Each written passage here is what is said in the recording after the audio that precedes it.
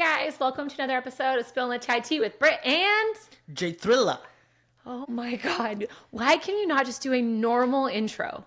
And if you slurp the coffee today, y'all, we had a whole entire fight that I didn't even share with you guys. He kept slurping his coffee and I had to edit out so many slurps. It was... You didn't have to edit it out. You chose to edit it out. Nobody wants to hear your slurps for an entire episode.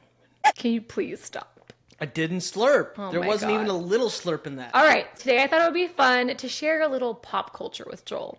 You know, before, I would say a couple years ago, Joel really knew nothing about pop culture. But then he joined a women's ministry, and now he knows a lot more than I realized. So Joel, question, what do you know about the secret lives of Mormon wives? Something about they're like friends, but then they're like swingers too. And Ooh, okay. they got into a fight. Okay, you're brushing the surface. Okay, let me tell you about my new obsession. Okay, so basically there is this mom. Her name is Taylor Frankie Paul. Okay, are you tracking? You tracking with me? Okay. Her name is Taylor Frankie Paul, and she is like a Mormon mom in Utah. And at the time, she had 2 kids, and she was married. All right. And she started doing content, but she thought it would be fun to get a bunch of moms together and start what they called Mom Talk. Okay.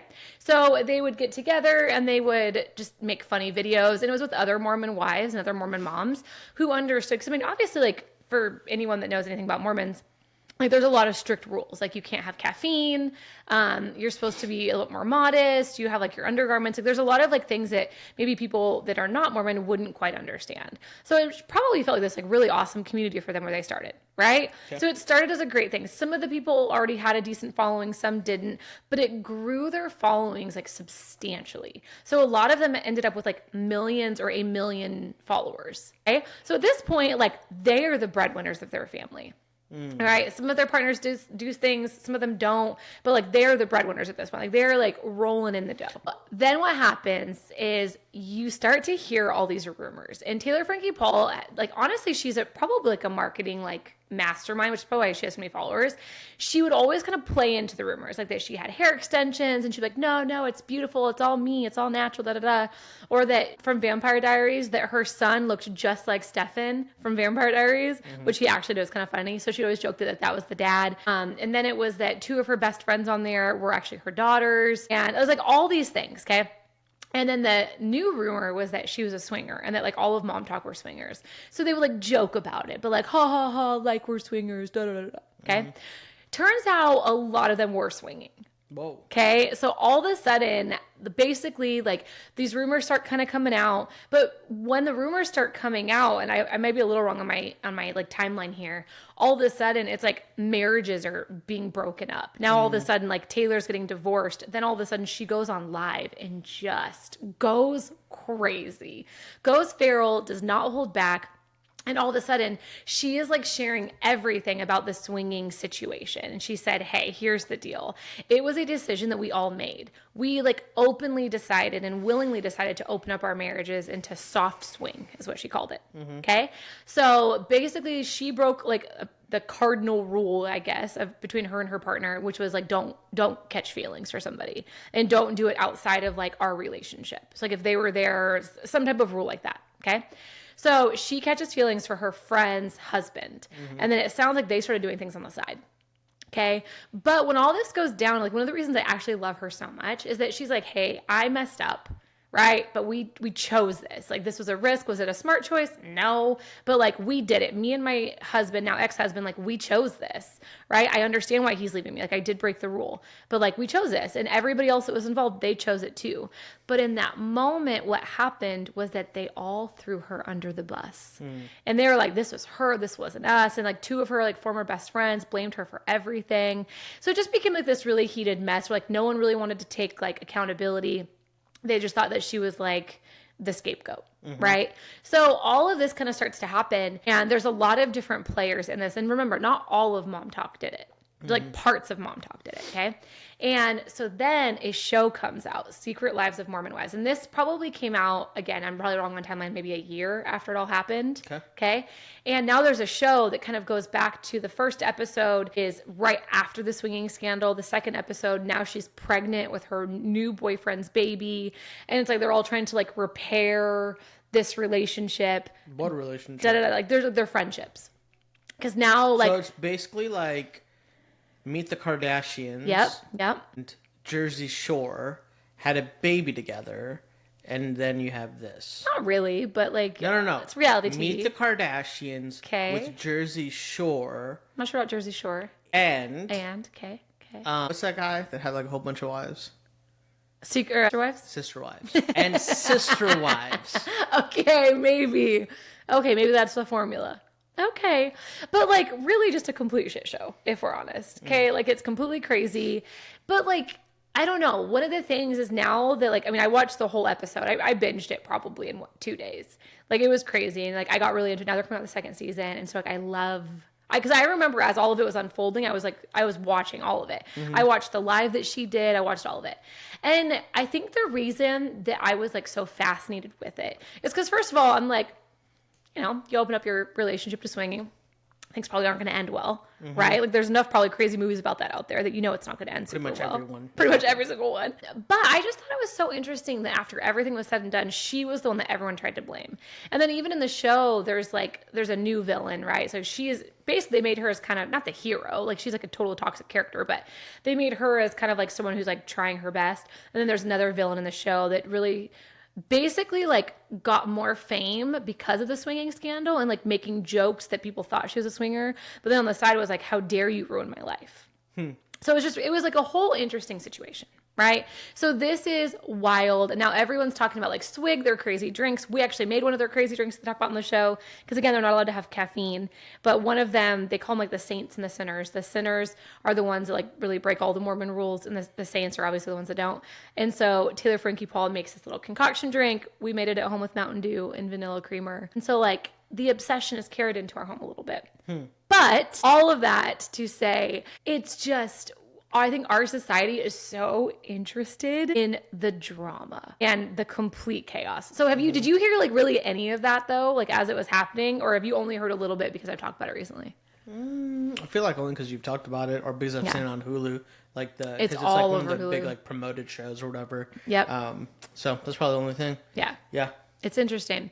Well, and I think it was like number 1 on Hulu when it came out that first week. Yeah, that's what I'm saying. It was like it was like highlighted. It was like one of the big like images. That they recommend to you. Yeah. But no, I don't know. Like, I mean, I'm always like a reality TV junkie, so I'm not gonna like pretend like I don't watch it. Like, I love reality TV; it's my favorite. But I think the thing that really got me like my mind going was just this concept of like accountability. I love this character so much, and like literally in the show, like she has a new boyfriend now, and like they're both like bananas together. They're like very much like the toxic couple. But I feel like I like her. That's a good thing?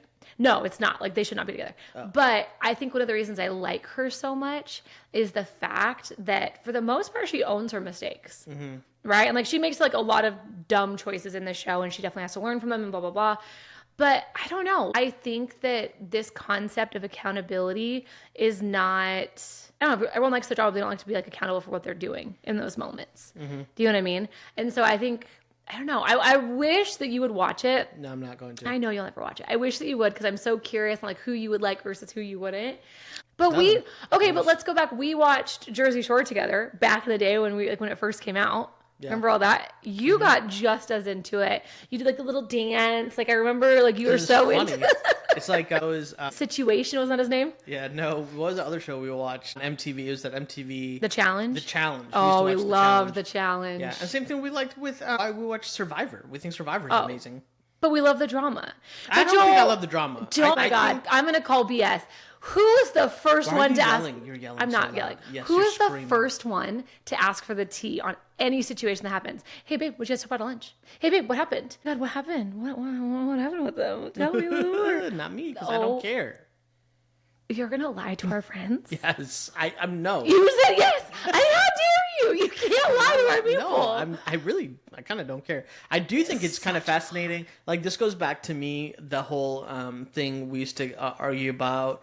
Who's the Mr. McDreamy, Mr. McSteamy? Oh my God, Grey's Anatomy. Grey's Anatomy. This goes back to like the basic I really do love drama shows of that whole thing. Like, you're going to watch a TV show. Yeah. And get obsessed about it. Yes. And get your whole like emotional, physical, spiritual self like consumed in this show, right? Ish, yeah. And it's all fake. I mean, it's all fairy tales. Well, first of all, Grey's Anatomy was. Meanwhile, I'm getting to a principle here. Let's hear your principle. Meanwhile, okay. There are real people that are sick, that are not making it out. There is no Mr. McSteamy or Mr. McDreamy that's like just rolling through and like at hospitals, of course. Yeah, in 25 minutes, save the day, right? Like, that's not going to happen. But I think there's something about like our human psyche. Oh, let's hear this. Let's hear it. There's something about our human psyche that is obsessed with the drama. That is obsessed with you should know it well, Mr. Gossip. And so, no. And so, like, I think that's why, like, this whole thing with the Mormon wives and the sister wives and the Kardashians and the Jersey Shores and all of that, it's I think it's probably not good. I think it's probably not a good thing. It's probably not a good thing for us because we're all like, you know, like creating a distinction between our reality and their reality. Oh, no, it's true. And so, like, we get consumed in that thing. Meanwhile, like, we've got our own crap that we're dealing with. So I'm gonna let you slide on your lie to all of our friends currently that you don't like the tea and the drama. The next time you ask me for tea on someone, I'm gonna say no on principle, and we'll see what happens. Sounds great to me. No, but it is true. I mean, first of all, like, let's be honest. Season 2 comes out. I am right there with my big old bowl of popcorn, and I'm watching it. And my little like fake swig drink. Popcorn. It's so gross. Oh my God, I'm gonna be there and I'm gonna be ready and I'm probably gonna have a watch party and it's gonna be blessed and beautiful. Okay. However, it does bring up this concept of accountability and boundaries, right? Like, I mean, it really, if you were to watch those shows and if any of these people simply just had boundaries or accountability for their actions, the shows probably wouldn't exist, right? Like, let's look at like the whole swinging scandal that happened, right? And again, like, I get it. Like, people have different decisions in their relationships, whatever.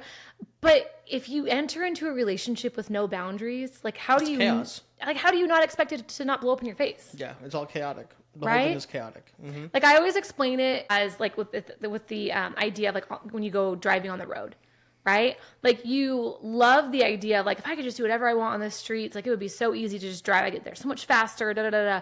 If there were no rules while driving, you wouldn't get anywhere because there would be constant accidents. Everyone cutting in front of each other. It'd be complete chaos. You would like, I mean, literally people would be hurt. All these things would happen, but we expect it to be different in a relationship. Right. And at some level, I'm sure as they entered into it, it was probably exciting because it was new, but at some level they had to think to ourselves like, probably not a good idea. Right. But I don't know. I think that when it comes to boundaries in like all of this, right? Relationship shows, I think that society likes the idea of like, what would happen without them? Like, let's watch the chaos unfold because our lives are crazy enough. I mean, right? Do you think that's why like these things are so exciting for people to watch? No, I don't know. I think part of the reason why it's so exciting is because it's the same reason why if you're reading a really good fiction book, the best fiction books make you forget that you're reading something. Exercises your imagination. Yeah. Right? Like, you find yourself in the story. Like, you're living it, your experience. And that's why I think even like the lost art of reading is so sad, you know, even like audiobooks is like a huge thing now. And I'm a big fan of it. Love them. But there is something about like the commitment to reading on pages, like a physical book, that I think engages like your whole senses in a whole different way. Yeah. And so I think that same principle kind of falls into this area where you can almost live out all of these things without any of the consequences around it. Yeah. And it's hilarious. And I think you used the word, maybe you didn't, but like the word that comes to my mind is intoxicating. There's like there's like an intoxication to this that you get a high off of, you know? It's like, what do they call it? Look, people smoke weed, but they're like not smoking weed. They're like, it's like a contact high, like secondhand weed.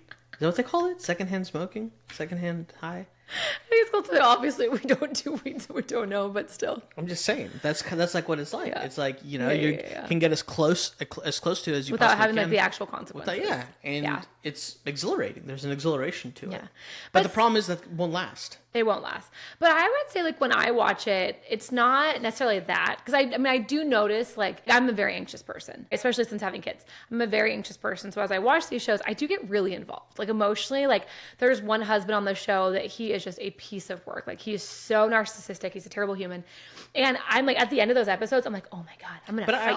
But I also think it's like part of it is like, there's like producers.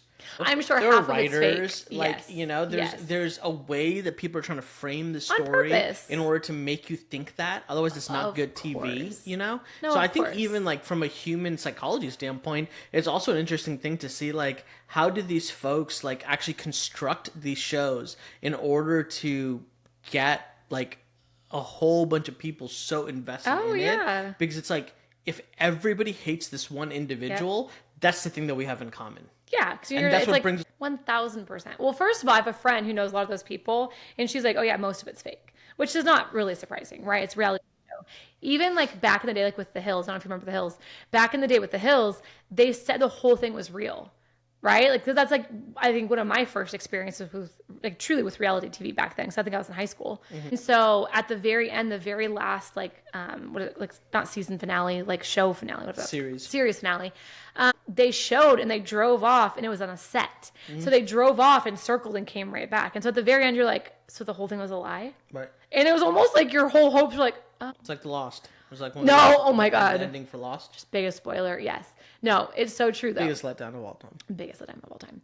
No, but I think for me though, like, yes, I do get very emotionally involved in whatever those producers are doing. It works because I'm wrapped up and I'm hating everybody and loving everybody. But I also think for me, I've always kind of said like, I love doing it. So I'm like, I turn off my brain. I just watch, like I just binge and I just rot. Like they call it your couch rotting, right? Like you're sitting on the couch rotting and watching something, right? And I love that, especially like when my life is feeling out of control, because it's like, oh, someone else's life is even more out of control, which is sad because I'm like watching someone else's misery, like, ooh, it's better, it's worse than mine. But here's the deal. Here's the thing about that. Let's hear it. I'm going to be a little pessimistic right now. Okay. I don't think that's good. No, I'm not saying it's good either. No, so like I was watching football the other day. Yeah, which is also a form of couch rotting. Sure. I was watching football. Yeah, first admit it. First say this. It's another form of couch rotting. Sure. Say it is. Sure. Say it is. I said sure. No, that doesn't count because that's you like, admit it. No. This is another form of couch rotting. Sure. So do you just sit and just watch and you get angry, you do all these things? Only because producers also are like shots that they're showing you, da-da-da-da. Admit it. Admit that's football not actually, is the same as couch sports rotting. is actually a totally different thing because there's actual athletes that are practicing. There's actual people that are in here doing dumb stuff. Okay, anyways. So, but like there's a football player who got injured and like the entire crowd that was there, like this was a home game. Okay. Like this is their player. And the player has not been playing well at all. Like it's like that's undeniable. Like it's just been bad, But this person gets hurt and there's been a whole bunch of talk about like pulling him, having, putting him on the bench, like all this other stuff, right? Yep. So when the person gets hurt, serious injury, right? The crowd starts to celebrate. Jeez. They're like so happy because for them, he got hurt, which means clearly his season's over, which means that they get what they want. Aww. Right. So that's what I'm saying. But I think that type of like culture and that type of society doesn't randomly happen. Yeah. There's just like great authors named C.S. Lewis. He wrote the Chronicles of Narnia and stuff. And Lewis, he often talked about like the moral compass, and it's like our society, talking about boundaries, like our society has a moral compass. Like we innately typically know something that's right versus something that's wrong, and the challenge is when that moral compass is broken. And so now it's like the natural reaction of the hive mind is to celebrate the demise of another person. And like the guy's like crying on the field, regardless of what you think about him, regardless of what he's done in the past, like all this other stuff, the fact is that's still a human, and it's a serious injury. Like shouldn't our reaction be empathy? And I'm just wondering, like, is that what's happening with these reality TV shows where we're actually being framed, like our brains are being conditioned to view something as quote unquote reality, and that quote unquote reality actually plays itself out in our actual reality. Oh yeah. And so we're becoming like people that are mean. No, it's so true. Angry, frustrated, like we're judgmental, Oh yeah. No, but I think it's like, I mean, again, I've watched reality TV since I was in high school. I remember watching like Lifetime. I remember like getting all into these like super dramatic stories. And again, I do love it. Like I will still be watching season 2. Like I do love it. But I think it has been hitting me different as like a content creator. Right? Because like we've done videos where like even like a recent video this week, I said, hey guys, I want to do a funny video where Mom and Emmy are super excited to wear matching Halloween pajamas and all the boys are just ticked. So I said, be as mad as you can. Lucas, oh my God, was so thrilled. He wears those Halloween pajamas every night now. Like he thinks that they're the coolest things. So I was like, no, Lukey, pretend like you're mad. So in the video, I like pretend to be as mad as you can. And then like you see everything in the comments going off about how someone said I was like shame parenting and all these things. I'm like, no, it's like a skit. Like it's a funny thing that we did on purpose. And I think that even in those, like I get a lot of requests to do different videos. And a lot of them I'm like, wow, if I actually did that, like that would hurt someone's feelings. Like one big one that I get is like have Emmy run to their favorite sibling. And I was like, yeah, like well that's cute for whoever is like chosen as a favorite sibling. Like that's also really hurtful for the ones that aren't. Sure. Especially whoever's last. Like I've seen the videos where it's like whoever, like for like babies, like whatever person is last is their least favorite. Where I'm like, gosh, if that was like Liam or Levi or Lucas or you or me, like, you know, our feelings would probably be bummed out. Right. But I think that it's almost like this perform monkey perform, you know? And so I don't know. It's interesting because on one hand, it's working. Like I do love it. Right. And I do like watching like dramatic shows like Grey's Anatomy and that kind of stuff. I don't think there's anything wrong about it. I think the problem is when we do that also without boundaries, like, and we allow. Explain that. You know, like I think when we watch, like when we're becoming like mindless in it, and we're not paying attention to like how these things are changing us as individuals, or are they changing us as individuals? And then if they are changing us as individuals, is that a good thing? Is that something that we actually value? Yeah. You know, it's like. And it changes for everybody. So, like, again, like, we want to paint with, like, broad brushstrokes. But, like, I can watch stuff, and it's totally fine. Other people can watch stuff, and they'll be like, oh, my gosh, like, I'm becoming more anxious. I'm becoming more angry. Like, you know? And it's not that what I'm doing is wrong or what they're doing wrong. It's just the way that we're wired. There's wise and unwise things that we can do. And so I think just asking that question, you know? Just because I can do something doesn't mean I should do that thing. That's so good.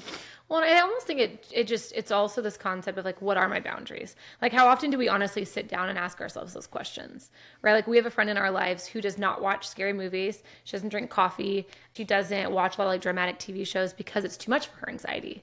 And she has acknowledged like, hey, this is a boundary that I need so that I'm healthy. And that like my mindset is like in a good spot for myself, right? And I think that even for both of us, it's like, you know, how often are we sitting down and watch? Like, I know for me, like we've talked about this since I had kids. Like I cannot watch any type of scary movie or any type of like big action movie with kids in it, where something bad happens to kids. Like won't watch it. It like completely destroys my mind. Like I can't watch it. I mean, for me, I think a big one is like health stuff. I think we've seen over the last, you know, whatever many years, like, you know, health anxiety, medical anxiety, you know? So it's like you watch something and all of a sudden it's like, wait a minute, is that me? Do I have that? Like, you know? Yeah. And so, yeah, in a different season, it's totally fine. Yeah. In this season, I like, don't do that. Because it's not good for my mental health, you know? But it's almost like if we were challenging ourselves, like, well, so-and-so watches it and they're fine. And then we push ourselves to that standard. But that's comparison, you know? So then it's this comparison thing. Well, they watch it. Well, why they can't can handle I? it. You know? And again, it's everybody's individual. They're all like, we're all unique. We all have different situations and circumstances. We have different ways that we were brought up as children that impact the way that we experience life. And so, but I even think each season it's different. Like some seasons I can watch all the dramatic TV shows and I'm obsessed. Others I can't. Like I'm in a season right now like where I'm trying really hard to not watch TV late at night because it jacks up my sleep. It gets me super anxious. But before I could. Are you in the season where you're supposed to be cold plunging? Because I thought that was supposed to be a thing. It's very cold outside. I can't cold plunge right now. We'll talk about it in the summer again. We talk about it in the summer. Another one for me though, I'm just ignoring you now. Another one for me though is I love watching reality TV show and dramatic shows, but I'm never like, well, let's just say reality specifically. I'm never going to be the person that tags another human being saying like, oh my God, I hate this character. This character is a terrible human being, because I've also gotten really crap comments before. And I like, just so you guys like a boundary of mine is that I don't typically read my comments.